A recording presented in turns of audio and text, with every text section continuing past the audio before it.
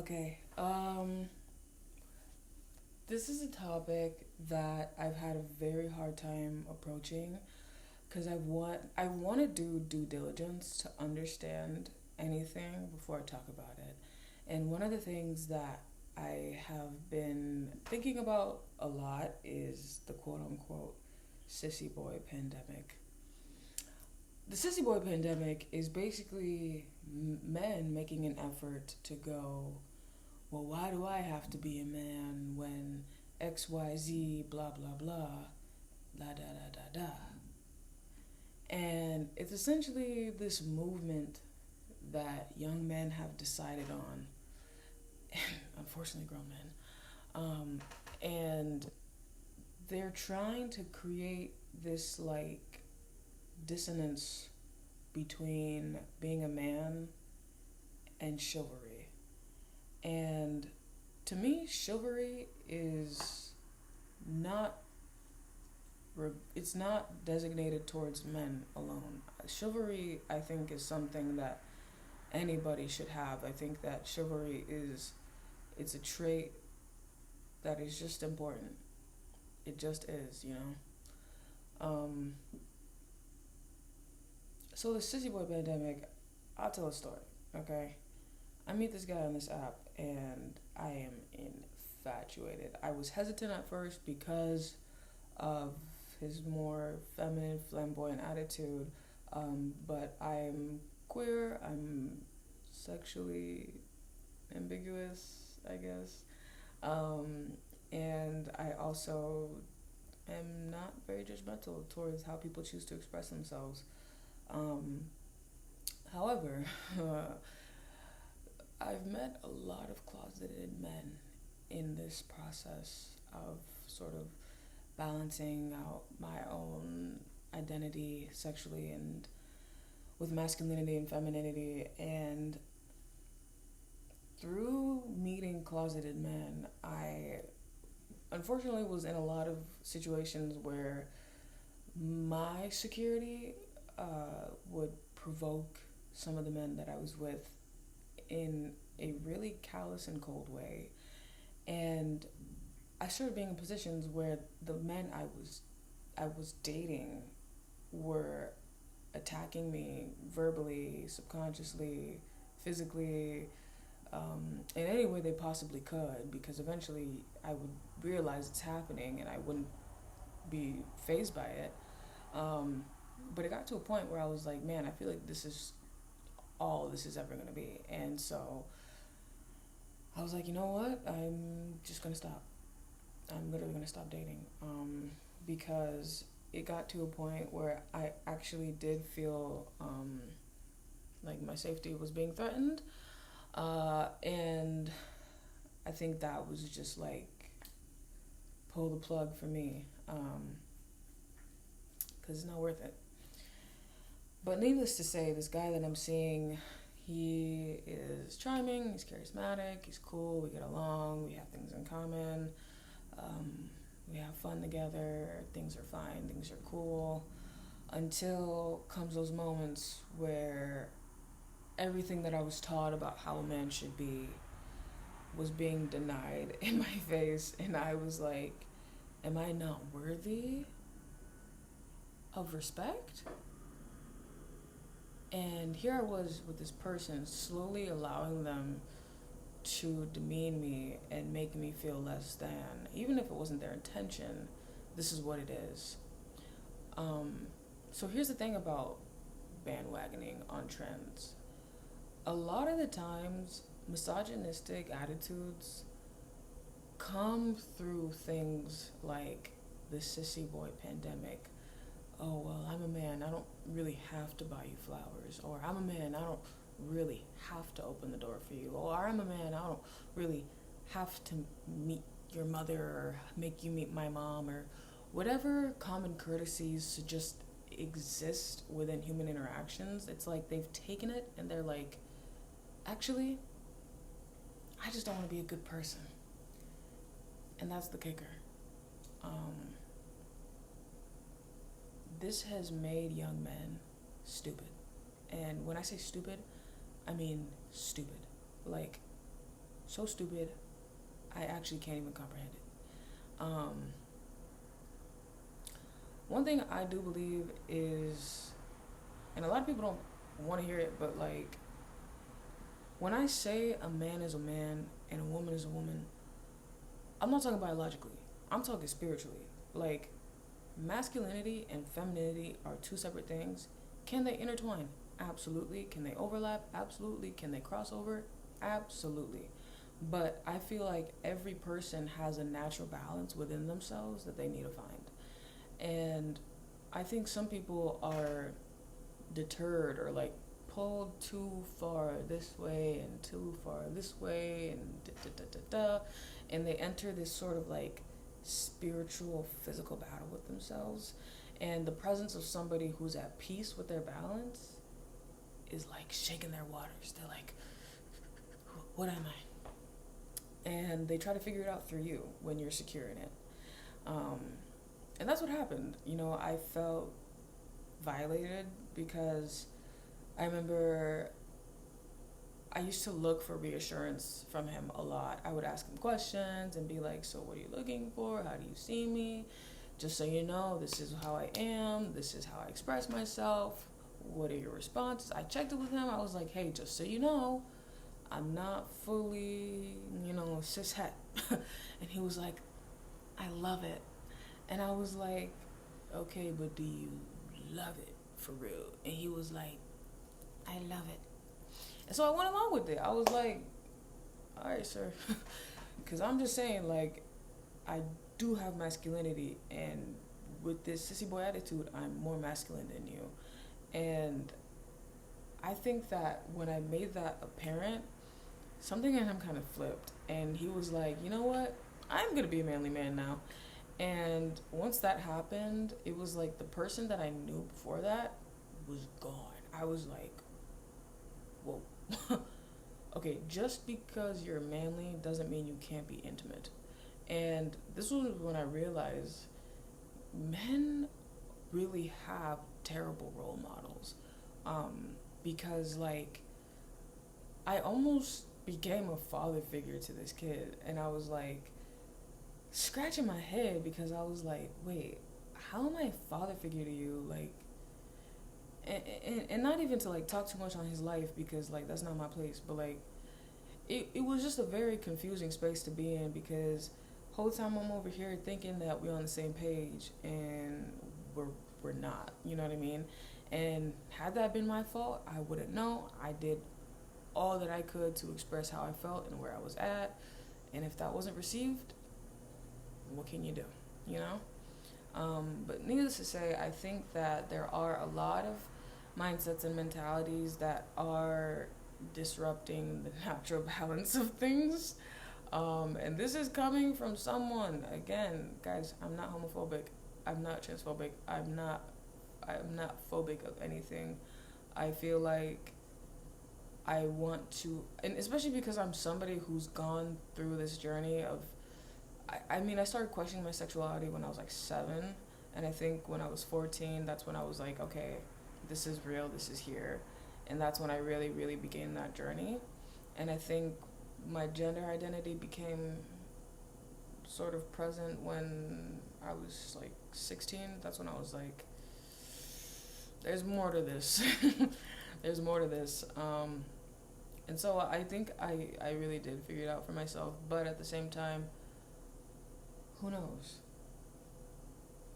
You know, it's a journey. So I think everybody should accept the masculinity and femininity within themselves. I think that everybody has two sides. Everybody has sort of that feminine part of them that wants to be catered to and wants to be listened to and sort of sympathized with and coddled and nurtured. And everybody has that masculine side that wants to take charge and wants to be in control and wants to oversee and sort of be able to have their own autonomy. And you just kind of have to decide what feels good for you. Like me personally, I am masculine in the sense that I like to make my own money. I like to take care of myself. I like to wake up and go to the gym and go for runs and take care of, like, I like to provide for people. It makes me feel good. In the feminine sense, I don't really enjoy my femininity in the sense of like the objectified nature of it. I think anytime I'm in a position where I'm like, I have to be like tender or soft or calm or, catering, it pisses me off. Like, it literally pisses me off, and I'm just like, why am I doing this? So, part of me feels like I might be like 100% masculine, but at the same time, I don't know. It's like my masculinity is a softer kind. Like, it's not a hard hitting kind, if that makes sense. And honestly, I think that now that I've kind of figured that I do want to be a woman, just not like overtly, if that makes sense. Now I'm okay with being more masculine because it's like, I think it's just the sort of overarching feeling of my essence matching to how I look, and that's like really important to me. And I'm sort of like on that journey right now. Okay. I'm sort of like on that journey right now, and I'm like processing that for myself. But needless to say, I think if anybody is like struggling with their sexual or gender identity, just know like it's not the end of the world. Like it feels like it for some reason because you're like, oh my god, I've gone all this time thinking I'm this and that, and now this person has been my gay awakening, and my whole life's crumbling before my eyes. And it's like, no, it's not. It's blossoming. Your life is blossoming. Because I think that the queer dating world for me has been interesting, needless to say. And I personally have not had a good experience at all so far. So now I'm realizing my sexuality might be straighter than I thought. Very straight, actually, which is, again, super confusing because I'm like, okay, how am I straight, but I'm attracted to women, but I'm also not, but I'm like attracted to men, but I'm also not. And then I'm like, ooh, actually, I might be asexual, and that's fine. You know what I mean? I literally, like, no, I know some real shit. This is gonna be so fucked up, but I wanted, I might have to make this channel 18 plus for real. Or 20 plus, I don't know, man. But, I was, like, thinking about OnlyFans just because I was like, I need to mentally feel if I'm gonna change with this thought in my head, and I didn't. And I was like, okay, awesome. But at the same time, who do I tell the world this? I'm already thinking it, so that means I want to say it, so whatever. So this was somebody that I met randomly one night, okay? And I told him, I was like, hey, I'm thinking about an OnlyFans, okay? And I've been with him once in the past, and the last time, pretty fire. But the second time, I was like, you know what? Let me see what happens if I really tell a nigga that I'm gonna start an OF. He gonna do it differently, and let the world be known. Let the world be known. I swear to God on my life. I was like, that genuinely was crazy, but it took the OF to make you do it. I was like, whoa. Whoa. Y'all don't care. Y'all don't care at all. At all. And it just hit me one day. It just really hit me one day. I was like, damn. That no contact looking kind of nice right now. What the fuck? That no contact looking so nice right now, and my brain is just like, if I really do it, I'm legit, bro, I swear.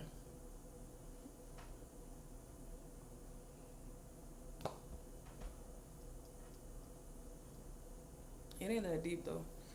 Like, I'm really not hurt about it, but I just, the hypothesis, gotta test it. And yeah, bro, that shit just like woke me up to a world that I did not know existed. I was just like, damn, I really might not like niggas for real. Because after that, I lost attraction for men. I was just like, what just happened? What just happened? I was like, Brody told me, hello? Brody turned me into a porn star, and I just felt nothing afterwards. I was like, I don't think I really want to do that. Because also, it kills your soul. Like, I genuinely, like, I don't know, dude. I genuinely, like, hate to be like, oh, I'm soulless now. I don't have a soul. But, like,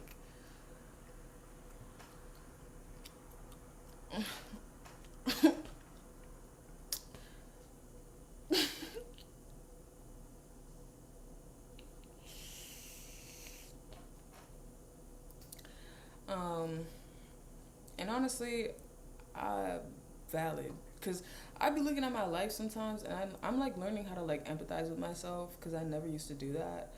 And now that I'm empathizing with myself, I'm like, damn, bro. Like, even if I did do it, I have every reason to, because damn, damn, a bitch been through it, like on some crazy shit. And if you guys like follow my writings and like actually read that shit and have more than 2% of a brain, then like y'all know already. And I ain't tripping for real, because I chose to post those things. I chose to release that information into the world. And I'm okay with that. And a lot of people were not happy about it, and that's another story time. But on some real shit, I am thinking about it. I think it's just a fearful thought, because it feels not even a reputation thing, but I think that in terms of like my credibility, it like scares me, because I have worked with children, and like the thought of like, if I do this, I cannot, even if they don't find it, it's like I psychologically could never do that. Like, if I knew that I was the type of person to do that, and I like physically know that I'm actually doing that, and I step foot near a child, I will feel like the most disgusting person in the world. And I'm like kind of like letting that settle within me, and it feels like I'm kind of like at a weird crossroad where I'm like, I really could still just put my body to work and like do physical labor and just be okay with that, and do music on the side and all my other art shit on the side. But at the same time, mentally, I'm like, the job market right now is crazy. And I accept that, you know what I mean? Like, I kind of like already knew we'd be going into a recession, and the fact that we're here is just like crazy, but we're here. Penny pictures up, I guess. And now I'm just like, okay, what the fuck do I do? Cause I'm just like, damn, dude, I felt like I figured my life out for real, and now it's just like, I don't know. I really don't know what I'm doing or where I'm at, and I think that's just a scary place to be. But I do have faith it's gonna work out for me, and I think that I'm also in a space where like I'm trying and I'm working towards sobriety too, because like I don't know why I'm saying all this, but it's okay. Addiction like runs deep within my family line, and there was actually a point in time where people would joke and call me like, well, they wouldn't call me rude, but like it was a family little backhanded joke where people were calling me Zendelza.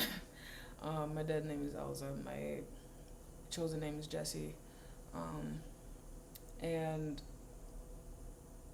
part of me started like fulfilling that prophecy. I was like, people make jokes a lot, but like at some point it stops being a joke, and you just look at yourself and you're like, fuck, dude, like I think I fucked up. I like Actually, now that I'm thinking about it, I think I need to go see like a physician or something because I probably have like thyroid issues. Oh my god, dude, like lupus and shit.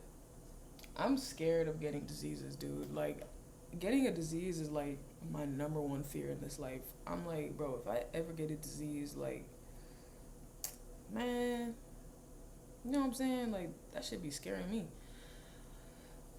And it hit me one day. I was like, I think I actually do want to live. Because, like, I don't know, bro. I feel like there's a lot of shit that I have to offer the world, and, like, there's a lot that I still want to do. And I think sometimes when you feel like you can't afford to do your shit, it makes you want to crumble. You're just like, God damn it, like, these the cards I'm dealt for real, and I'm trying to figure out, what I can do to rearrange them and put them here and there and shit, and it's like, the shit ain't panning out, and I'm over here looking at it, and I'm like, alright, is this really my fault, or is there a problem? And I'm over here looking at the world and shit, and I'm like, hold on. Hold on, y'all. Bro, every time a plane flies in the sky, I just be looking. I just be looking, man. I say, if today is my last day, so be it. I'm over here trying to live this shit up, man. I don't know. I'm over here looking at the mountains. I'm over here looking at the icebergs. I'm over here looking at the animals. I'm like, I need to kick it with y'all. Because I don't know, bro. I don't really know. And this is usually what happens when, like, the fear-mongering kicks in and niggas start looking at the circumstances. They be talking and shit. And I'm over here like, ain't nobody talking with me, bro. I'm like, it's because I'm a female, bro. Y'all keep me out the convo because I'm a female. And I'm over here talking to myself, bro. Out here talking to my fucking dog. And I'm like, man, I'm actually cool, guys. I'm actually cool. I'm actually cool as fuck. Niggas don't be knowing for real, but I really don't give a fuck. Like, I don't even be talking for real. And I don't keep people's secrets. I ain't gonna lie. But I'm also not one to snitch. But at the same time,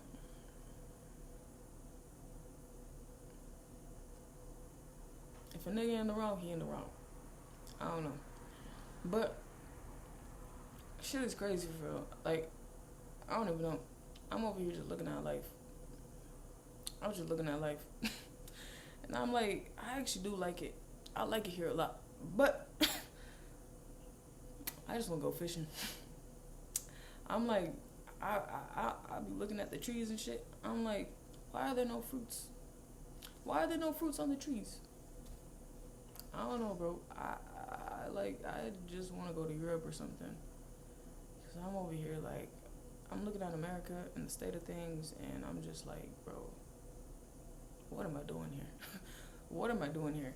And the sad thing is like, I think, like, I wanted to make a breakthrough, like, musically or artistically, like, sooner rather than later. But that is what got me into dangerous situations. And I think for now, I'm still going to create. But as far as, like, being involved in, quote-unquote, the scene, I'm done. Because, truthfully speaking, people are not heartless. People are vindictive. Like, niggas do be plotting for real. And when you see a nigga plotting on you, and you looking at him plotting on you, or her, or she, they, whatever the fuck, you be like,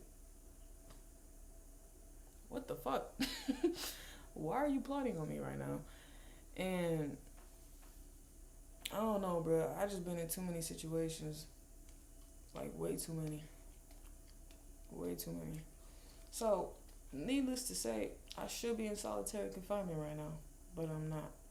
So, I'm just thinking about it. I'm just thinking about it.